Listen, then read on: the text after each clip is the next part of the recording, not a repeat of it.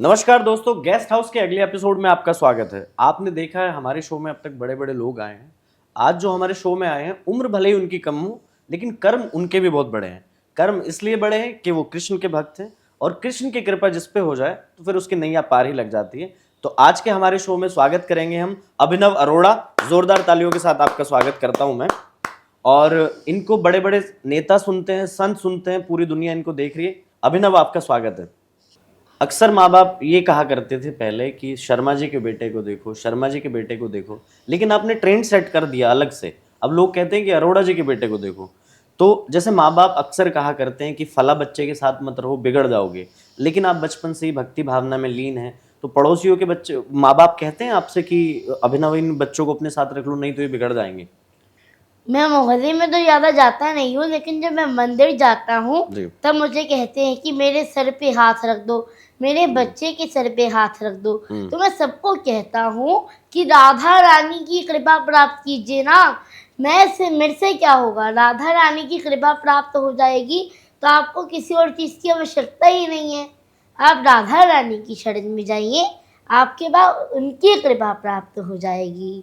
और जब राधा रानी की कृपा प्राप्त हो जाती है ना भैया, तब संसार में किसी भी चीज़ की ज़रूरत नहीं रहती। राधा रानी की कृपा तो अपार है। क्या बात है, बहुत बढ़िया। वैसे आपकी उम्र सिर्फ 9 साल है जी। 9 साल की उम्र का बच्चा टीवी पे या तो निंजा हथौड़ी देखता है, शिनचैन देखता है, डोरेमोन देखता है, लेकिन आप कृष्ण की भक्ति में लीन हैं। तो क्या आपके घर वालों ने आपको टीवी नहीं देखने दिया या कोई और बात थी इसके पीछे? अरे मैया तो मेरे को टीवी देखने के लिए कहती थी। मैया तो बार बार टीवी पे कार्टून चला देती थी और बार बार बैठ के हंसते लग जाती थी। अच्छा। और क्यों हंसते लग जाती थी? मैया को कार्टून अच्छे नहीं लगते थे। हाँ। मैया चाहती थी कि मैं भी टीवी देखूं, लेकिन मैं भी देख के मुस्कुराता था कि मैया क्या क्या कर रही है, मैं उसकी टीवी देखूं।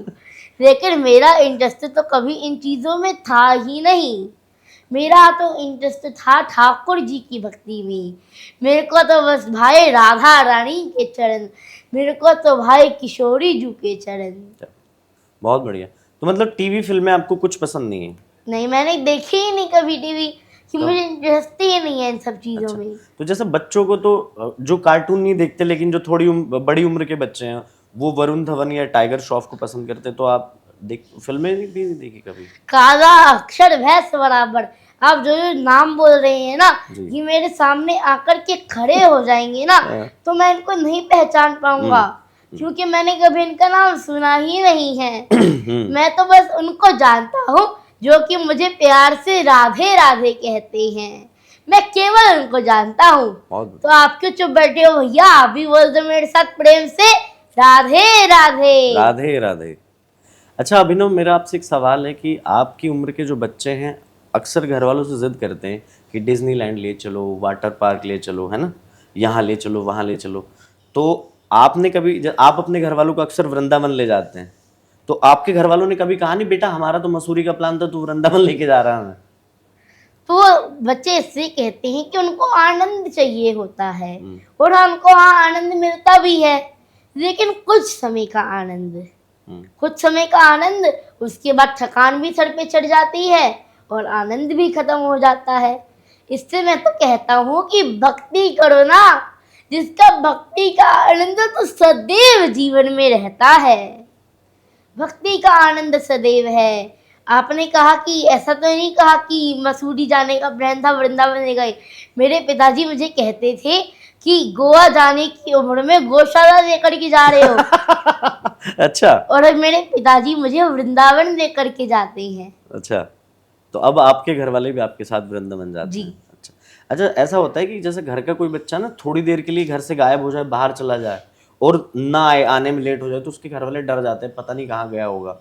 आपके साथ ऐसा हुआ कि आप घर से गायब हो 2-4 घंटे, आपके घर वाले डर जाते हैं या वो समझ जाते हैं अरे वृंदावन गया होगा, आ जाएगा? नहीं, वृंदावन तो मैं इतनी दूर नहीं जा सकता अकेले, लेकिन हाँ जो आप बोल रहे हो ऐसा हमारे घर पे ट्यूसडे को होता है। ट्यूसडे को हर शाम हमारे मतलब हमारे घर के पास में जो मंदिर है वहाँ पर सुंदरकांड का पाठ होता है।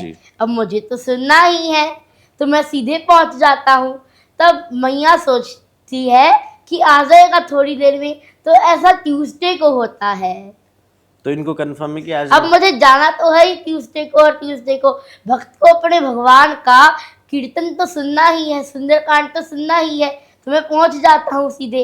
फिर मैया सोचती है कि चला गया होगा मंदिर, थोड़ी देर में आ जाएगा। बहुत बढ़िया। अच्छा, आप भक्ति में इतने लीन हैं, आप राधा रानी के भक्त हैं, साथ साथ आप पढ़ाई भी कर रहे हैं। कौन सी क्लास में हैं आप? 5th। अच्छा, 5th में। तो इस लेवल की भक्ति और पढ़ाई, पढ़ाई भी आज की डेट में टफ है, तो दोनों चीजों को बैलेंस कैसे करते हैं आप? देखिए, मैं आपको एक एग्जाम्पल से समझाता हूँ जी। कि मान लीजिए ये हाथ जो है ये भौतिक है, और ये जो पैर है ये आध्यात्मिक है, तो आपके लिए तो दोनों ही जरूरी हुए ना। जी। अगर हाथ नहीं होगा तो खाना नहीं खा पाओगे, पैर नहीं होगा तो चल नहीं पाओगे। आध्यात्मिक भी बहुत जरूरी है जीवन में, और भौतिक भी बहुत जरूरी है। अब जरूरी है तो बैलेंस तो करना ही पड़ता है, और राधा रानी की कृपा से मैं आध्यात्मिक ज्ञान और भौतिक ज्ञान दोनों ही एक साथ बैलेंस कर पाता हूँ। अच्छा, जैसा आपने बताया कि आप 5th क्लास में पढ़ते हैं, तो जब बच्चा स्कूल में पढ़ता है तो टीचर सवाल भी पूछते हैं उनसे, तो टीचर जैसे दूसरे बच्चों से सवाल पूछती है, तो आपसे भी पूछती है या आपको कह देती है कि प्रभु आपको तो पता ही होगा, आप बैठ जाओ? स्कूल में टीचर के लिए हर बच्चा एक बराबर है जी। स्कूल में कोई मुझे महाराज जी, गुरु जी, प्रभु जी नहीं बोलता। स्कूल में सब मुझे अभिनव कह करके ही पुकारते हैं। पर हाँ, मैं अपनी टीचर्स का लाडला जरूर हूँ। अच्छा, लाडले हैं आप? जी। अच्छा, कौन सा सब्जेक्ट पसंद है अभिनव आपको? हिंदी। अच्छा, हिंदी पढ़ना पसंद है। तो जैसे कि आपने बताया अभिनव कि आप 5th क्लास में पढ़ते हैं, आपको हिंदी पढ़ना बहुत पसंद है, तो जब आप पढ़ाई करते हैं आपको ऐसा कुछ लगता है कि पढ़ाई का जो एजुकेशन सिस्टम है वो बिल्कुल ठीक है, या उसमें कुछ ऐड होना चाहिए या कम होना चाहिए आपके हिसाब से? हाँ, वैसे तो ठीक है, पर सिलेबस में भगवत गीता ऐड होनी चाहिए। जी। हमारे सनातन धर्म के बारे में भी बताना चाहिए। एक सिलेबस ऐड वो भी होना चाहिए भगवत गीता का। अच्छा। हमारे धर्म के बारे में बताना चाहिए, क्योंकि अगर बच्चों को शुरू से ही धर्म के बारे में बताएंगे स्कूल में, तो बच्चा आगे चल करके भी भक्ति करेगा। जब एक बार खून में भक्ति घुस जाएगी तब कभी भक्ति व्यक्ति से बाहर नहीं निकलेगी। बहुत सुंदर बात। बहुत, आप तो बड़ी प्यारी बातें करते हैं अभिनव। टीचर कभी कुछ सुन देती? अब कभी ऐसा हो स्कूल में क्लास में कुछ भूल गए तो आपने कुछ श्लोक सुना के, गीता का या कुछ सुना के बोल दिया, इम्प्रेस कर दिया हो मैडम को? या पढ़ाई में भी आप अच्छे हैं? नहीं, पढ़ाई में भी तो अच्छा हूँ, और कथा भी करता हूँ। अच्छा, तो घर वालों ने कभी आपको लालच दिया जैसे आम बच्चों को देते, बेटे इतने % लाओगे तो वहां ले चलेंगे घुमाने? जी बिल्कुल। हाँ। अगर इतने % मार्क्स आएंगे तो ही आप इस महीने वृंदावन जाओगे। अच्छा। अगर इतने मार्क्स नहीं आए तो आप इस महीने वृंदावन नहीं जाओगे। तब मुझे वृंदावन तो जाना ही है, तो मुझे मार्क्स भी अच्छे लाने पड़ते हैं। अब मैं मार्क्स अच्छे ले आता हूँ तो मैं वृंदावन चला जाता हूँ। क्या बात, बहुत बढ़िया। तो अच्छा, मैया ने मेरे पास परसेंटेज रखी हुई है कि इतनी परसेंटेज आएगी तो इस महीने वृंदावन जाओगे, वरना नहीं जाओगे। तो मेरे को जाना पड़ता है। तो कितने % देती है मैया आपकी? टारगेट आपको कितने % लाने पे वृंदावन ले जाएंगे? कितना % होता है वो? ज्यादा ही। ज्यादा कितना? कुछ तो बोलती होंगी, 50, 60, 70, 80? फर्स्ट डिवीजन कितने % दे बोलती मैया, कितने % लाओगे तो चलेंगे वहाँ? 50 में से 40। अच्छा, 50 में से 40 मार्क्स, जी। लगभग मेरे ख्याल से 90% हो गए, क्योंकि 80% गणित मेरा भी खराब ही है। चलो, अच्छा ठीक, आप भी बताओ, आजकल के बच्चे जो हैं वो इंटरनेट पे बचपन का प्यार मेरा भूल नहीं जाना रे गा रहे हैं, और आप कृष्ण के भजन गा रहे हैं। लोग 50 साल की उम्र तक क्लियर नहीं हो पाते कि हमें लाइफ में करना क्या है। आप बचपन से इतने क्लियर कैसे हैं कि मुझे भाई यही उनको करना? कहने दो कि बचपन का प्यार कहीं भूल नहीं जाना रहे, पर मैं तो सदैव कहता हूँ कि कृष्ण की भक्ति कहीं भूल नहीं जाना रहे। जीवन आनंदित होगा भक्ति करने से, साधु संग करने से, नाम जप करने से, हरि नाम संकीर्तन करने से। कैसे होगा जीवन आनंदमय? जब आपका जीवन गीतामय होगा, आध्यात्मिक ज्ञान से परिपूर्ण होगा, भक्ति भाव से भावित होगा, निष्काम कर्मों से संपादित होगा, तब होगा आपका जीवन मंगलमय। नाम जप करते रहिए, ठाकुर जी की भक्ति करते रहिए। आप उनकी तरफ एक कदम बढ़ाएंगे ना, वो आपकी तरफ 10 कदम बढ़ाएंगे। भक्ति तो कर कर देखो, कम उम्र में ही भक्ति के मार्ग को अपना लीजिए।